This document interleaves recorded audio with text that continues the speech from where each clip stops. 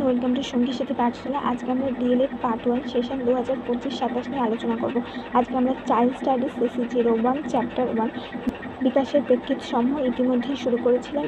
ইতিমধ্যে আমরা দুটো পর্ব আলোচনা করে ফেলেছি, গুরুত্বপূর্ণ প্রশ্ন উত্তর আলোচনা করেছি। আজকে আমরা 3 নম্বর পর্ব নিয়ে আলোচনা করব।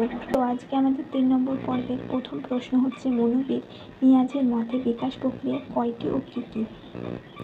তো বিকাশের প্রক্রিয়া মনোবিদ নিয়াজের মতে 4টি প্রক্রিয়া, যেগুলি হলো পরিণমন, অর্থাৎ কোনো কিছু করার উপযুক্ত স্তরে উপনীত হওয়া; অভিজ্ঞতা, কোনো জ্ঞান যখন আমাদের মধ্যে সঞ্চিত হয় বা ঘটনা আমাদের মধ্যে সঞ্চিত হয়, সেখান থেকে আমরা একটি অভিজ্ঞতা লাভ করি; এবং 3 নম্বর হচ্ছে মানসিক যোগাযোগ, অর্থাৎ আমরা ভাষার মাধ্যমে একজন ব্যক্তি অপরজনের সাথে কথোপকথন করতে পারি এবং ভাবের বিনিময় করতে পারি, অর্থাৎ যোগাযোগ করতে পারি। 4 হচ্ছে ভারসাম্যকরণ। ভারসাম্যকরণ বলতে বোঝানো হচ্ছে এমন একটি পরিস্থিতি যেখানে আমরা অন্য ব্যক্তির পরিস্থিতি বা ঘটনা বা অবস্থা বুঝে কিছু একটা ধারণা করতে পারি এবং সামঞ্জস্যতা আনতে পারি নিজেদের মধ্যে। এর পরের প্রশ্ন হচ্ছে, বিকাশের সন্নিহিত অঞ্চল বলতে কী বোঝো? বিকাশের সন্নিহিত অঞ্চল হিসাবে লিও ফাইগটস একটি ধারণা দিয়েছেন, যার অর্থ হলো এমন একটি সীমা যেখানে শিশু অপরের সাহায্য ছাড়াই নিজের সমস্যার সমাধান করতে সক্ষম হয়। এখানে পাঠদান এবং পাঠ গ্রহণ সফলতা পায়, কারণ এখানে শিক্ষার্থীর প্রকৃত শিক্ষা ঘটে। যখন শিক্ষার্থী নিজের সমস্যার সমাধান করতে পারবে, তখনই তাকে যে এতদিনকার পাঠদান করা হয়েছে এবং পাঠ গ্রহণ করেছে সেটা সফলতা পাবে। নেক্সট প্রশ্ন, নিরবিচ্ছিন্ন এবং বিচ্ছিন্ন বিকাশ কাকে বলে?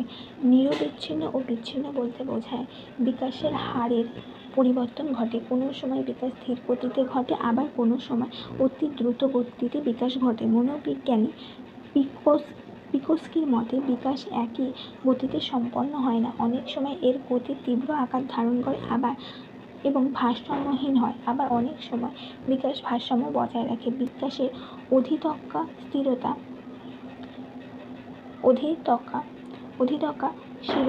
স্থিরতা বা প্লেটো দেখা যায়, যার অর্থ হলো যে সে সময় বিকাশ বৃদ্ধি বা হ্রাস পায় না, অর্থাৎ স্থির অবস্থায় থাকে। বিকাশের স্থিরতা বিকাশের নির্দিষ্ট স্তরে হতে পারে বা বিভিন্ন স্তরেও হতে পারে। বিকাশের এই স্থির অবস্থাকে বিচ্ছিন্নতা স্থিরতা বলা হয় বা প্লেটো বলা হয়। নেক্সট হচ্ছে, এলিজাবেথ বি হারলক জীবনব্যাপী বিকাশের স্তরকে কয় ভাগে ভাগ করেছেন ও কী কী? এলিজাবেথ বি হারলক বিকাশের স্তরগুলিকে 5 ভাগে ভাগ করেছে। প্রথম হচ্ছে প্রাক জন্মকালীন স্তর, অর্থাৎ গর্ভাবস্থা থেকে জন্ম পর্যন্ত, অর্থাৎ মানে আমাদের বিকাশ কী হয়, যে গর্ভাবস্থা থেকে শুরু হয়ে যায় এবং মৃত্যু পর্যন্ত চলতে থাকে।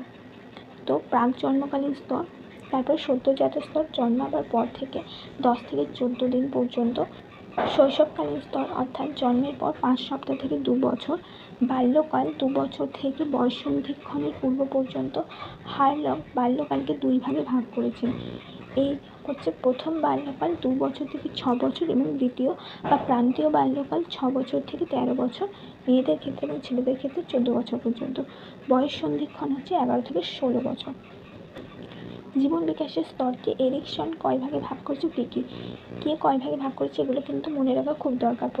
এরিকসন জীবন বিকাশের স্তরকে 8 ভাগে ভাগ করেছে। মনোবিদ পিকুনাস জীবন বিকাশের স্তরকে কয় ভাগে ভাগ করেছেন ও কী কী? মনোবিজ্ঞানী পিকুনাস জীবন বিকাশের স্তরকে 10টি ভাগে ভাগ করেছে।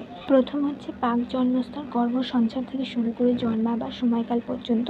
দ্বিতীয় হচ্ছে সদ্যোজাত স্তর, জন্মাবার সময় থেকে 4 সপ্তাহ বয়স পর্যন্ত। তৃতীয় হচ্ছে প্রারম্ভিক শৈশব স্তর, 1 মাস থেকে 1.5 বছর বয়স পর্যন্ত। চতুর্থ প্রান্তিক শৈশব স্তর, 1.5 বছর থেকে 2.5 বছর বয়স পর্যন্ত। প্রারম্ভিক বাল্য স্তর, 2.5 বছর থেকে 5 বছর বয়স পর্যন্ত। মধ্য বাল্য স্তর, 5 থেকে 9 বছর পর্যন্ত। তারপরে হচ্ছে প্রান্তীয় বাল্য স্তর, 9 বছর থেকে 12 বছর। যৌবনাগম, অর্থাৎ 12 থেকে 21 বছর পর্যন্ত। প্রাপ্তবয়স্ক 21 থেকে 70 বছর এবং বার্ধক্য 70 বছর বয়সে পরবর্তীকালে। পরের প্রশ্ন, নির্মিতিবাদ দৃষ্টিভঙ্গি সম্পর্কে সর্বপ্রথম ধারণা কে দিয়েছিলেন? নির্মাণবাদ দৃষ্টিভঙ্গি সম্পর্কে সর্বপ্রথম ধারণা ব্যক্ত করেন ইতালীয় দার্শনিক গিয়াম ব্যাতিস্তা ভিকো। নেক্সট প্রশ্ন, নির্মাণবাদের সংজ্ঞা সম্পর্কে কি বলা হয়েছে? নির্মাণবাদের অন্যতম পথিকৃৎ ভন ক্লাসারস ফেল্ডের মতে নির্মাণ কাজ একটি বিশ্বাসের ভিত্তিতে গড়ে উঠেছে যে জ্ঞান নিষ্ক্রিয়ভাবে গ্রহণ করা হয় না, সক্রিয়ভাবে বিষয়কে বোঝা এবং অভিযোজনের উদ্দেশ্যে অর্জিত হয়। অন্যদিকে মনোবিজ্ঞানী ব্রুনারের মতে নির্মাণবাদ হলো শিখনের একটি তত্ত্ব যেখানে মনে করা হয় শিক্ষার্থী সক্রিয়ভাবে তার পূর্ব এবং বর্তমান অভিজ্ঞতার ভিত্তিতে নতুন চিন্তা ও ধারণাকে গঠন করে। অর্থাৎ শিক্ষার্থী তার পূর্বে যা জেনেছে, বুঝেছে এবং বর্তমানে যতটুকু জানে তার ভিত্তিতে সে নতুন চিন্তা বা প্রতিক্রিয়ার মধ্যে দিয়ে নতুন জ্ঞান বা চিন্তা ধারণা আয়ত্ত করবে। তাদের ধারণা থেকে বলা যায় যে নির্মাণবাদ মনে করে মানুষের জ্ঞান এবং শিখন শিশু বা শিক্ষার্থীদের সক্রিয়ভাবে সৃষ্টি হয়। শিশু তার পূর্ব অভিজ্ঞতার ভিত্তিতে নতুন জ্ঞান নির্মাণ করে।